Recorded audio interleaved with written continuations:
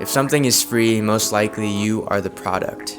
As social media users, we are the product to the advertisers. They are selling our attention, they are giving us dopamine, and giving our screen time to sell us products that we don't really need. It's just, social media can be toxic, but it can be used the right way.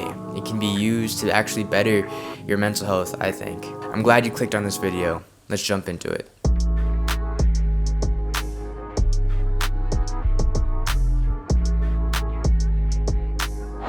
My name is Arao, and I am a content creator, so I deal with social media a lot, but I'm also someone who's very passionate about the grind, hustle culture, and productivity. So this is what I've learned over the years, and I've done research prior to making this video, and everything will be linked in the description below, like the timestamps on the steps that you should follow and the resources or the sources that I've looked at for my research. So let's just jump into the ways that I use social media for my mental health.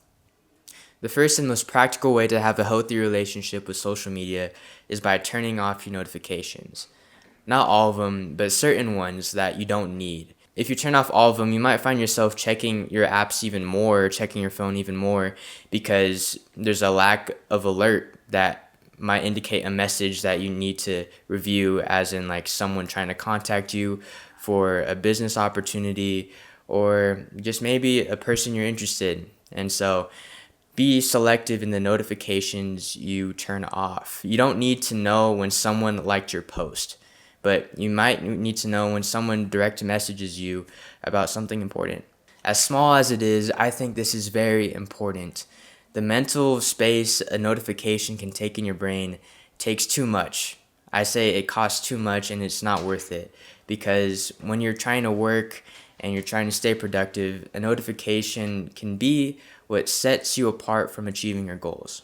It can distract you, and it can drive you away from focusing on the ideas that should be addressed, like your insecurities, like what you want to do to be able to achieve the body you want to have, the lifestyle you want to have. Research has proven that it's just distracting, and you can see that in one of the sources I linked in the description below. From what I've read, the average person with a mobile cell phone gets up to 40 to 60 notifications a day. That's so many opportunities for your phone, and what they want is just to sell your attention to the advertisements. So don't fall into that trap. Use your time and try to focus on the things that matter. If you guys are enjoying this video so far, please consider subscribing. I'm just here to help, so stay tuned.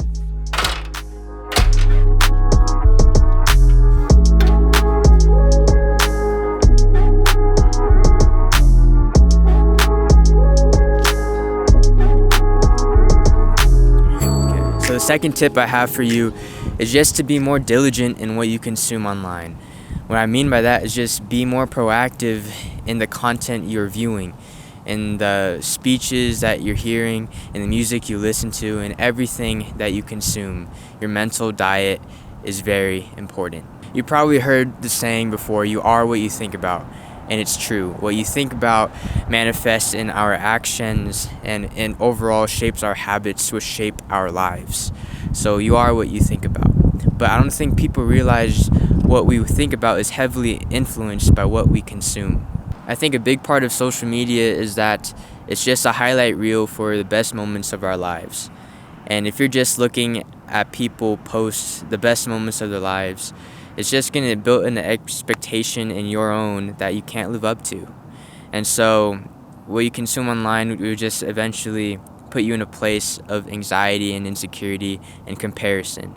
And comparison is the biggest thing that robs you from enjoying your life. Don't be afraid to unsubscribe from people. Don't be afraid to mute people or just cut people off. Choose what you consume in your life wisely, and I promise you'll see your life change. The grass is greener on your side, and you can't enjoy the grass on your side if you're too busy looking at other people's.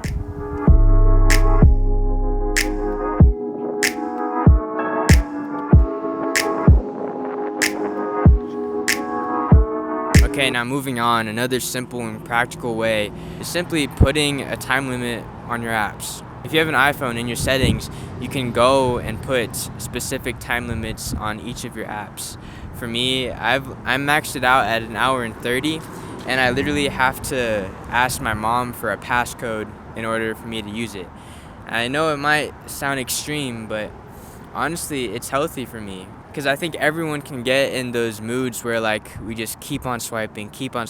Like, we know deep down we shouldn't be on this app for that long, but it's just so easy to swipe rather than to press the home button for some odd reason. And it's that passcode, that restriction that I put on myself that has helped me focus my time and energy on the right things. And it's ultimately made me a better person because of it. So I really recommend doing that. Alright, so those are the main tips I have for you, but here are just some quick fire, rapid ones. So 1, don't look at your phone in the morning, like for the first hour. There's a quote that I really like, I'm not sure who it's by, but it goes, if you win the first hour of the day, you'll win the rest of the day. Or it goes something like that, but it's really true. I think when you wake up, you're so impressionable and your thoughts are so open, and you can either use that to your advantage or not. And I think checking social media is the disadvantage during that time. Another thing you can do is make your phone black and white. In the settings, you can change the color filters. Color plays a big role in why we are so addicted to our phones. If you take away color, you can just tell the difference right then and there. By taking that simple element away, it makes looking at your phone less pleasant and looking at life even better.